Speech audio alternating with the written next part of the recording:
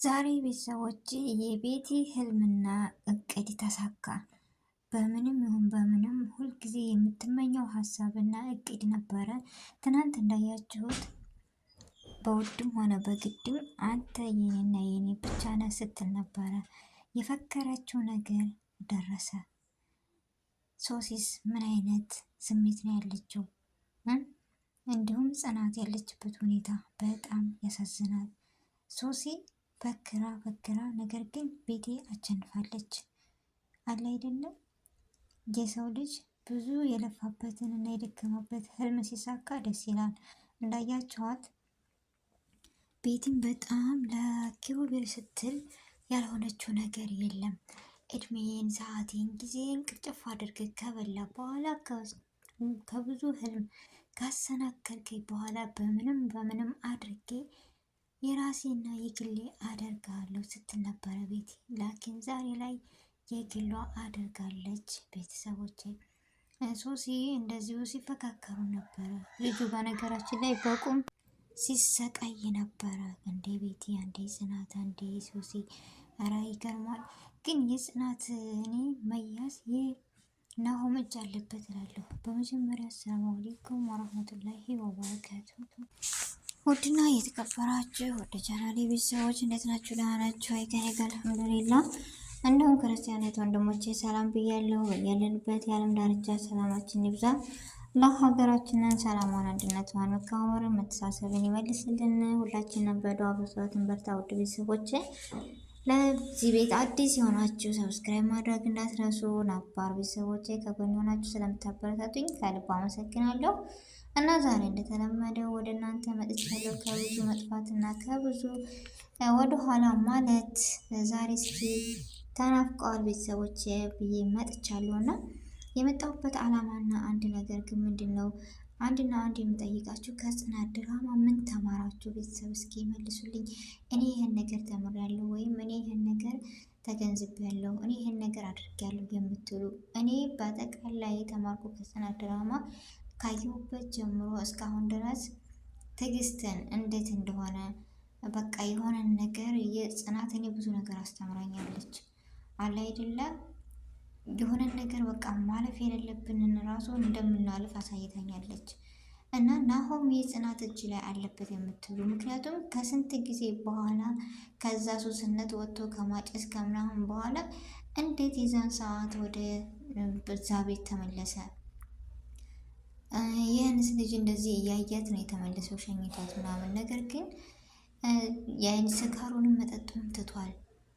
እውነት በሙሉ ተናዶ ነው ወይስ ብቻ እኔ አጠራጥሮኛል። የሶስት እጅ ብቻ ሳይሆን ከጽናት መታገት የናሆም እጅ አለበት እላለሁ። ይህን ሊያጠራጥረኝ የቻለው ለምን ጠረጠርሽ፣ ለምን እንደዚህ ያልሽ ልትሉ ትችላላችሁ። የራሴ ሀሳብ ነው። የእናንተንም ሀሳብ እስኪ ያሳወቁኝ። እንደዚህ ያልኩበት ምንድን መሰላችሁ? ከስንት ዓመት የተሆነ መጠጥ እንዳልኳችሁ እዛ ይዛለት ስልኩን ዘግቶ ምናምን እዛን የተገኘው። ሁለተኛ ደግሞ እንዴት እዚህ ሊያደርግ ቻለ? ለምንስ? ወይስ ምሩን ለማስጨነቅ? ወይስ ብቻ እኔ ያይኔ ሶሲ ብቻ አይደለችም ነው የምለው በጥቅሉ። ኪራ ደግሞ የራሱን አቋምና የራሱን ማንነት ቢሆን ደስ ይለኛል።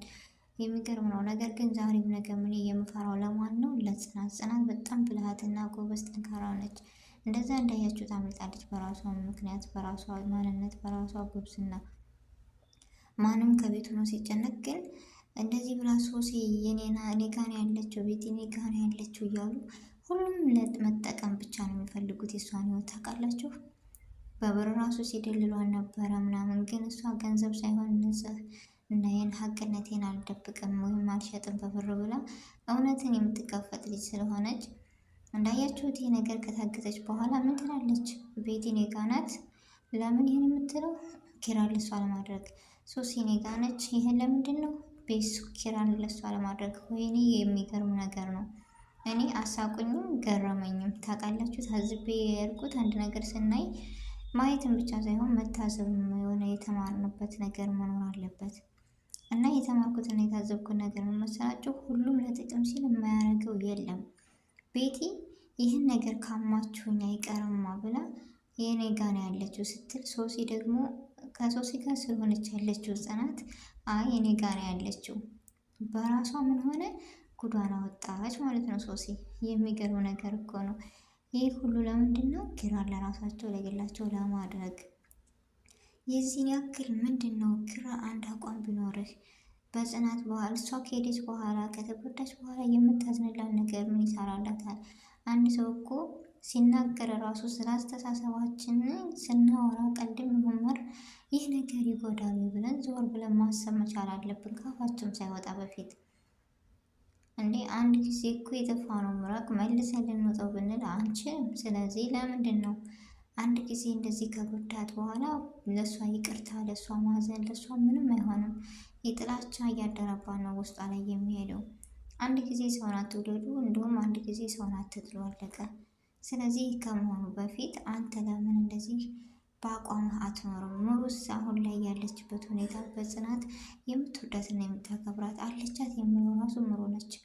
ወይን አንዳንድ የሰው ልጅ ክብር ሲኖራችሁ ወይም በንጹህ አንደበታችሁ በቃ ስትዋደዱ ሆነ ስትጫወቱ መልካም ለሰው ስታስቡ ሰው ራሱ ይወዳችኋል። መልካም ራሱ ነገር ነው ሄዳችሁበት የሚገጥመው ብዬ ተስፋ አለኝ።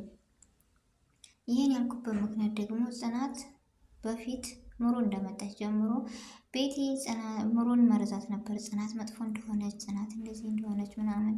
ግን የሰው ልጅ በመባል ወይም በአባባል ሳይሆን መገመት ያለባችሁ በምንድን ነው?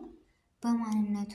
ያንን ሰው በቃ ራሳችሁ ቀርባችሁ ነው እንጂ ከሌ እንደዚህ ነው ማለት ያለባችሁ በአስተያየትና ሰው ባላችሁ ማየትና ማመን የለባችሁም። ይህን ነገር ራሱ ከእነሱ ነው የተማርኩት። ባሉሽ ወሬ ሰውን መጥላትም ሆነ መራቅ ተገቢ አይደለም። የዛን ሰው ማንነት የሚያውቀው እዛው አብሮት ያለው ሰው እና እራሱ ብቻ ነው።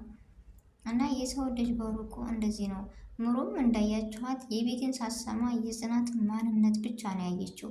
ልቧ የሚነግራትን ማንነት ብቻ ነው ያየችው እና የእሷን ክፉነት ሳይሆን የራሷን ማንነት በመከተል ስዕለትን ባለመስማቷ ዛሬ ላይ ጽናትና መሩ ልክ እህትና ማቾች፣ ጓደኛሞች፣ ምስጢራሞች ሆነዋል። ያለቻት ለጽናትም ምሩ ነች።